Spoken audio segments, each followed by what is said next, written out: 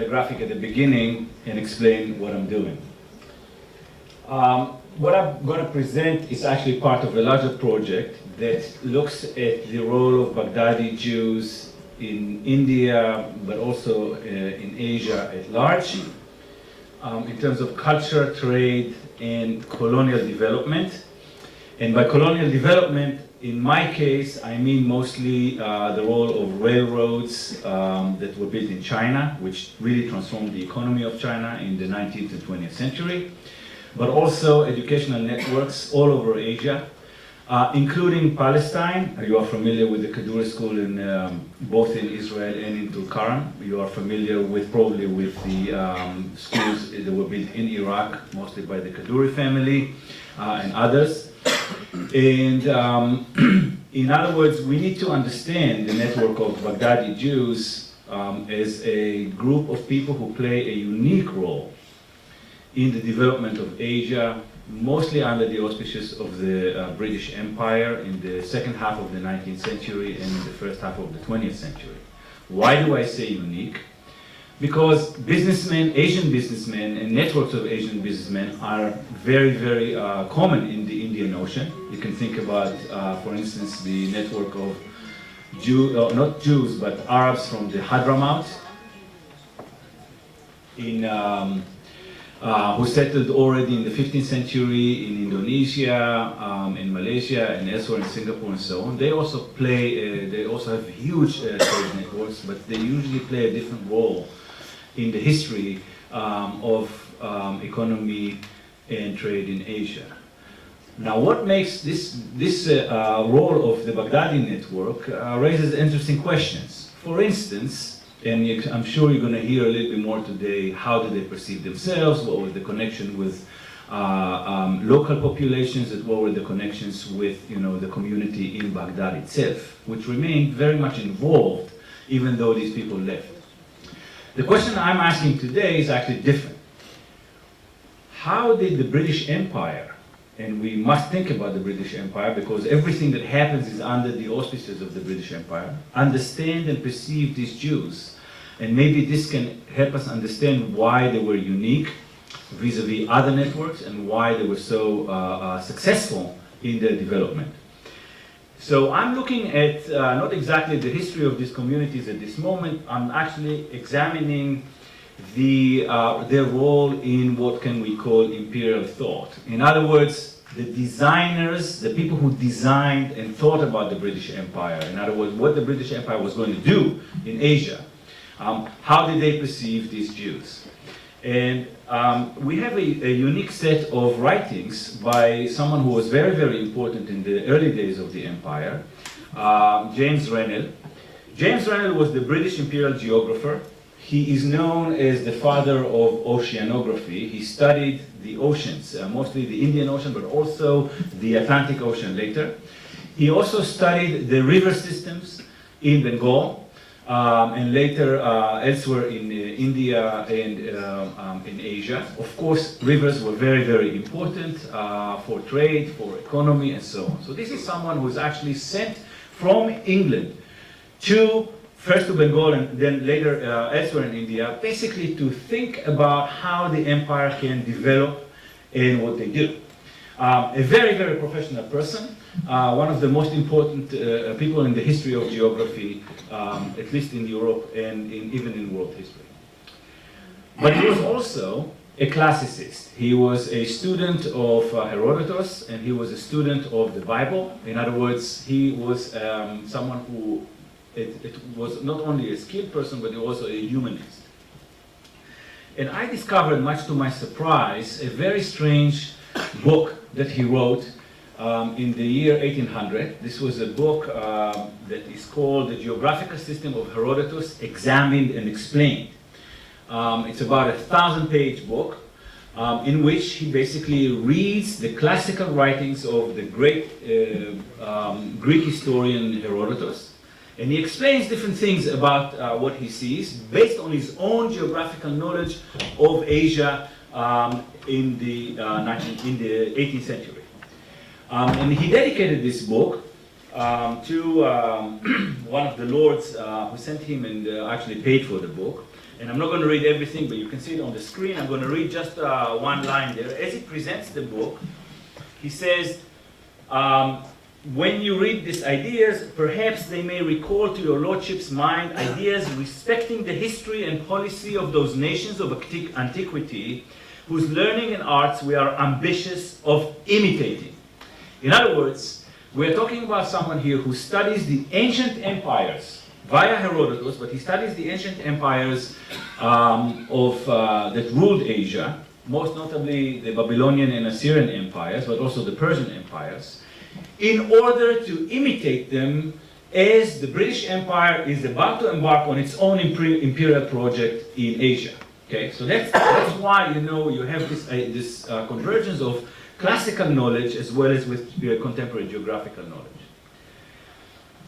To this book, in this book about Herodotus, I found another article, and inside it's about 130 pages, which is, he wrote actually 2 years before.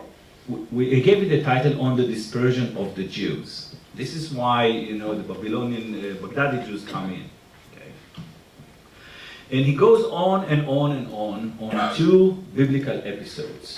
One is the biblical episode basically describing the sacking of Samaria in 721 BCE, when Sargon II invaded the northern kingdom of Israel, destroyed it, and exiled the so-called 10 tribes to Nineveh, and from Nineveh to different places in the Iranian plateau, etc., and settled them there. Okay? This was a very, very common imperial policy to destroy an area and then to exile the people.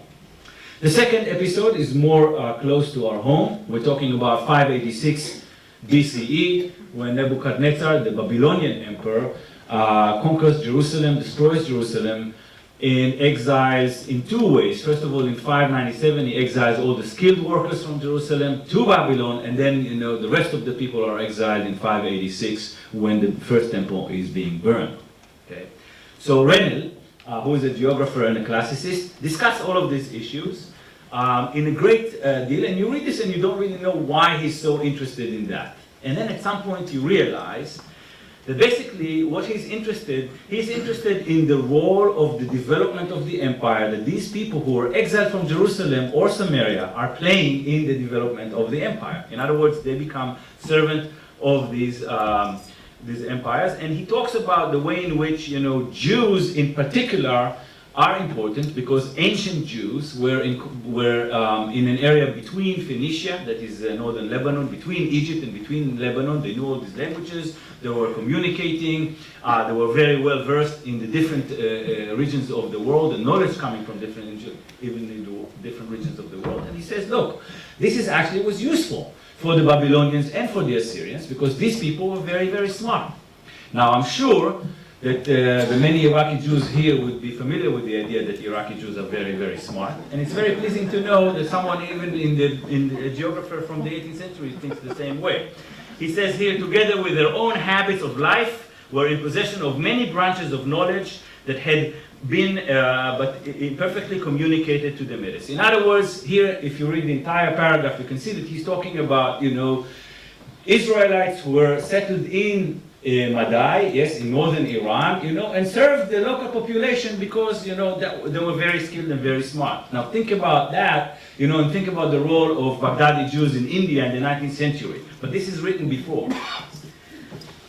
Then he talks about more about Lebanon, about Babylon, and he says, and I read, it appears then that Nebuchadnezzar carried away the principal inhabitants, the warriors, the artisans of every kind, and these classes, only leaving behind the husbandmen, the laborers, and the poorer classes. In other words, he's talking here about something that is described in the Bible, where Nebuchadnezzar comes to Jerusalem and takes all the skilled people and the artisans and exiles them to Babylon, where they settle.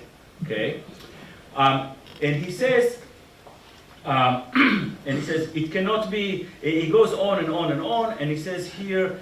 He talks about, I'm sure you can read this, I'm going to just be very, very telegraphic. He talks about, merchants, men of science, in other words, people who can understand science and technology, men of letters, in other words, scribes, writers, and then, of course, artisans, silversmiths, blacksmiths, etc., etc., etc. All of these people, yes, are now carried into captivity, yes, but they are employed by the high command of the empire.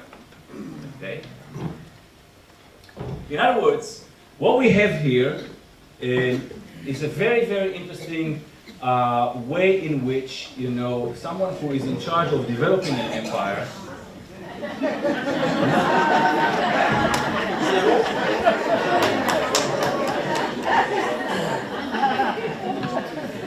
someone who is in charge of developing the empire is talking about